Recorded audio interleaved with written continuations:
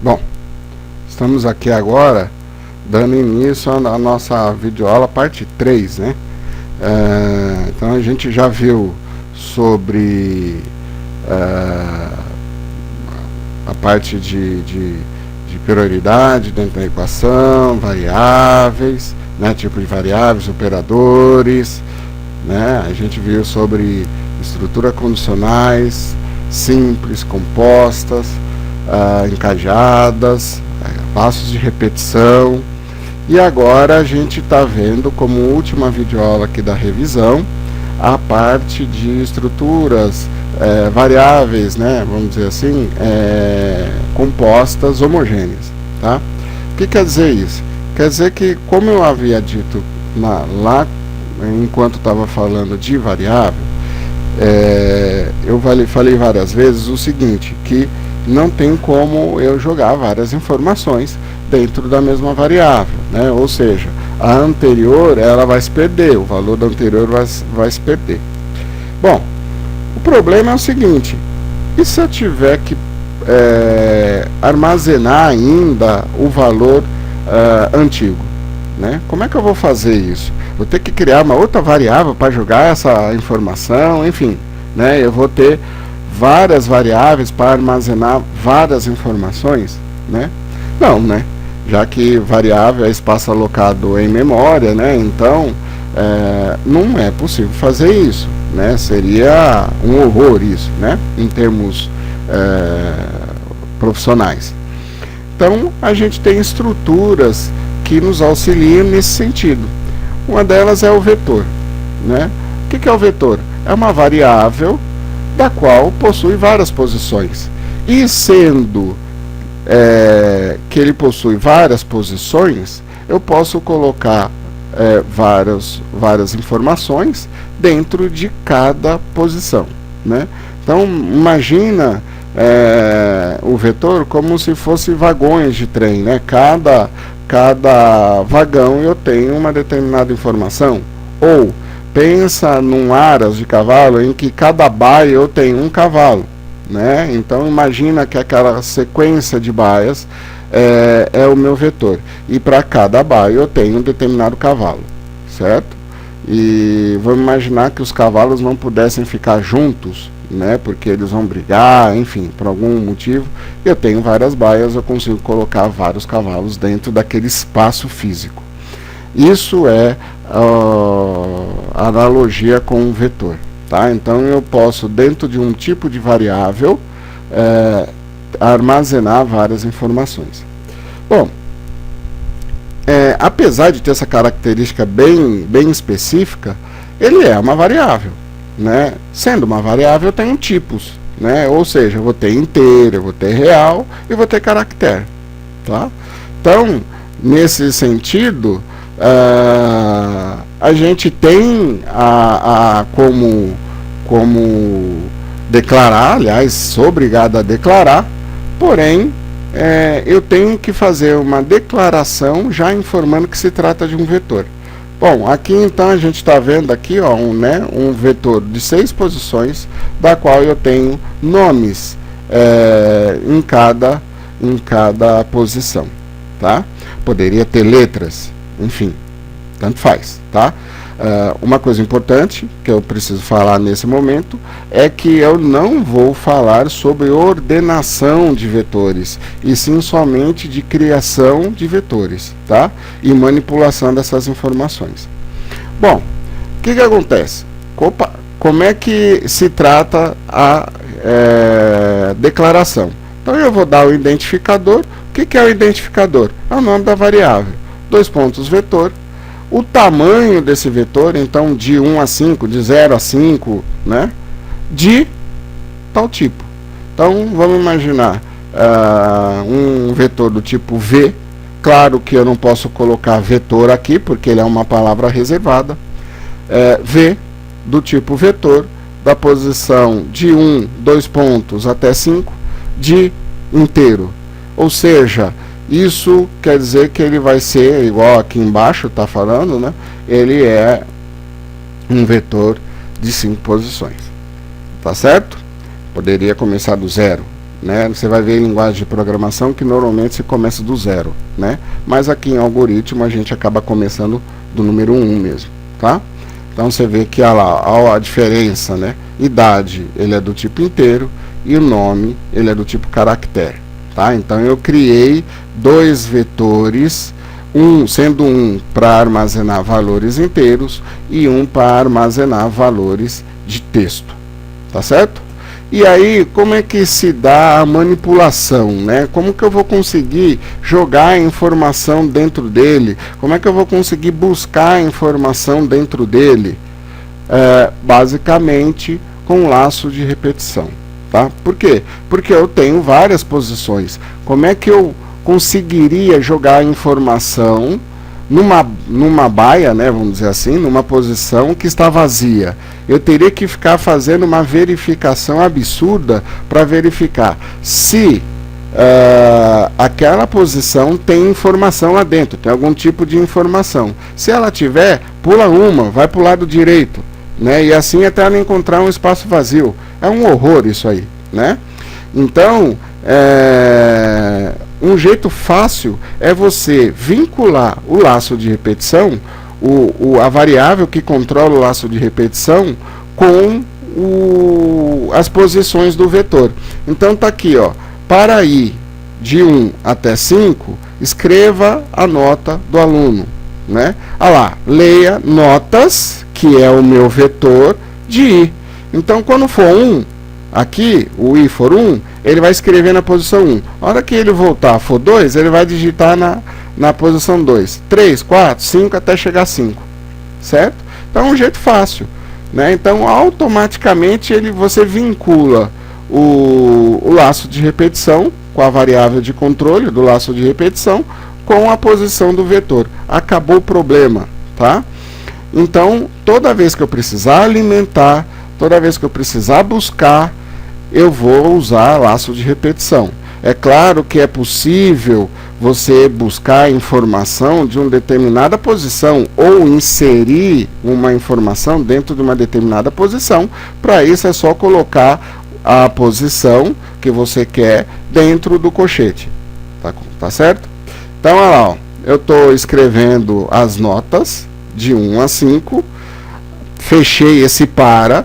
Depois eu estou fazendo um outro para, somando essas notas. Para quê? Para fazer a média desse camarada, né? Então, eu estou pegando, lá, o soma está inicializado com 0, recebe ele mais a nota da posição 1. Depois mais a nota da posição 2, depois posição 3. Ah, mas eu não precisaria fazer laço de repetição para isso? Não, você iria colocar somando posição por posição, né? É meio lusitando isso aí, né, gente? Vamos economizar variáveis, né? Então eu jogo dentro de um laço de repetição e assim numa variável só, né? Tudo bem que é do caso vetor, mas eu consigo fazer com que eu faça a média disso aqui, tá certo? Então é dessa maneira que você faz, né, e manipula informações dentro de um vetor. Ah, e se eu quisesse informar todos isso aí, você ia jogar também dentro de um para, e só que aqui, ó, escreva, digite a nota do aluno, você puxaria, por exemplo, notas i, né, e ele escreveria a nota que está em cada posição, tá certo? Bem fácil, né? Aqui é o mesmo exemplo, né? Então aqui eu estou justamente explicando o que eu acabei de falar para vocês, tá? Tudo bem? Tranquilo? O vetor é muito fácil e ele é muito utilizado, né? Toda vez que você precisa armazenar muita informação, então nesse caso aqui armazenar nome e nota, armazenar informações compostas, né? Vamos dizer assim. Ele é muito utilizado e ele é muito fácil a manipulação com a informação dele, tá certo? Amplamente utilizado. Bom, uma coisa que vocês devem ter percebido é o seguinte: ele é unidimensional, ou seja, ele tem uma dimensão só, né? Um eixo apenas. Mas existem situações que eu preciso ter essa manipulação, porém bidimensional.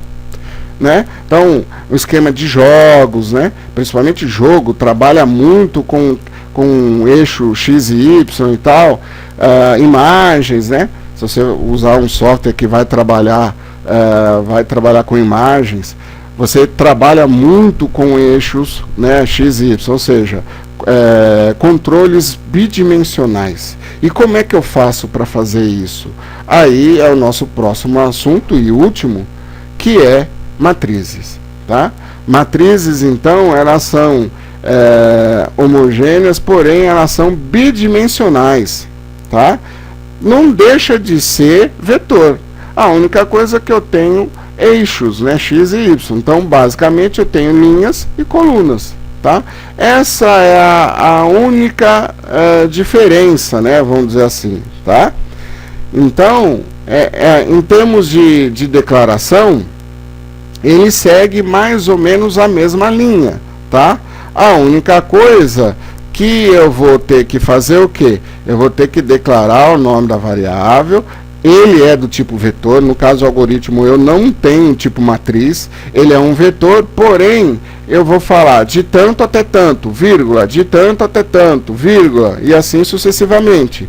E ele é do tipo inteiro, real, e por aí vai, tá?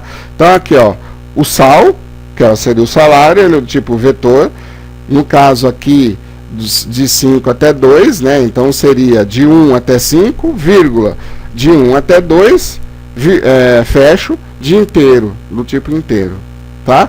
Então ele vai criar, aqui você está vendo que ele começa do zero, ele vai criar um vetor, né? Uma matriz que seja de 5 linhas por 2 colunas, correto? Lembrando sempre, gente, que dentro da matriz, o primeiro eixo ele é da linha, tá? Primeiro eixo da linha, segundo eixo da coluna. Tudo bom? Bom, aqui eu estou fazendo uma alimentação, olha lá, ó, 100, 690, 900, né? Então eu estou vendo aqui, ó, como no vetor ele trabalha, compara para manipular a informação, na matriz eu também tenho esse tipo de coisa, tá? Ou seja, eu vou usar laço de repetição para poder fazer isso aí. Porém, eu tenho 2 eixos. Então, aqui eu tenho 2 paras, um dentro do outro. Um para alimentar a linha, outro para alimentar a coluna. Fazendo uma observação, eu não preciso ter um escreva dentro de cada para. Eu vou colocar somente um escreva dentro do segundo para cada coluna. Por quê? Porque ele começa essa alimentação de dentro para fora, tá? Então ele vai alimentar primeiro as colunas para depois as linhas, né? Ele vai fazendo esse tipo de coisa aqui, tá vendo? Então eu tenho para x igual a 1, né, até 5, e de y de 1 até 5. Entre com o valor, leia sal, que é a minha matriz, xy. Então ele vai organizando 1 com 1, 1 com 2, 2 com 1, 2 com 2, e assim ele vai alimentando a informação dentro de cada posição, tá? E aqui eu alimentei, o camarada entrou com essas informações, e aqui eu printei na tela, seria essas informações aqui, certo? Então, basicamente, é muito pouca diferença de vetor e matriz. A única coisa que um é unidimensional, o outro é bidimensional. Se um eu preciso usar um para poder manipular a informação, no outro eu preciso usar 2 paras, tá? Basicamente é isso, gente. Aí, claro que eu vou ter várias aplicabilidades, né? Eu tenho várias situações que eu posso usar matriz, né? Como eu falei, o exemplo clássico aí para jogos. Mas eu posso, no caso, o que costuma cair muito em provas, né? Na ENAD e por aí vai, concursos, multiplicar colunas, fazer a matriz identidade. O que é a matriz identidade? Na minha diagonal principal, ela é 1, né? Ou seja, na diagonal principal da minha matriz, o que é diagonal principal? quando for 1, 1, 2, 2, 3, 3, 4, 4 e assim sucessivamente. Essa matriz, né? Essa matriz aqui não tem 3, 3, porque a minha matriz não é de 3 colunas. Mas ela é uma matriz identidade. Então, quando for igual essas duas coisas aqui, eu tenho que jogar 1, né? Então, eu verifico, né? Se o i, por exemplo, se o x for igual a y, né, ela é uma matriz identidade, então eu jogo 1. Então, esses exemplos, esse tipo de coisa cai bastante, né? Soma o valor da minha diagonal principal, multiplique o valor da minha diagonal principal, né? Então, são esses os exercícios que são mais comuns nos concursos no ENAD e no caso das provas em faculdade também, tá? Então, para o pessoal que tem aula comigo na faculdade, esse é o principal conteúdo que vai cair, certo? No nosso exame, certo? Basicamente é estudar isso aí, fazer exercício, gente. Algoritmo, né, programação em geral, não se aprende olhando, se aprende fazendo, né? Então, pega todos os exercícios que a gente fez, desde o mais simples até o mais complexo, faz todos, né? Para você conseguir assimilar aquela informação. Volto a dizer, isso aqui não é só olhando, não é só assistindo a videoaula que você vai conseguir resolver todos os seus problemas, tá ok? Eu vou fazer uma última videoaula de exemplos práticos, tá? Mas é muito importante que você faça todos os exercícios que for proposto. A gente passou várias listas de exercícios, a gente fez a grande maioria deles em laboratório e é importantíssimo que você faça esses mesmos exercícios novamente, tá ok?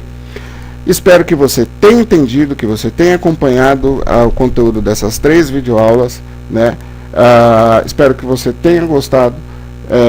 Dá um like pra gente, se inscreva no canal para que você possa acompanhar o nosso canal de vídeos aí no YouTube, tá ok? Obrigado, viu gente? Um abraço.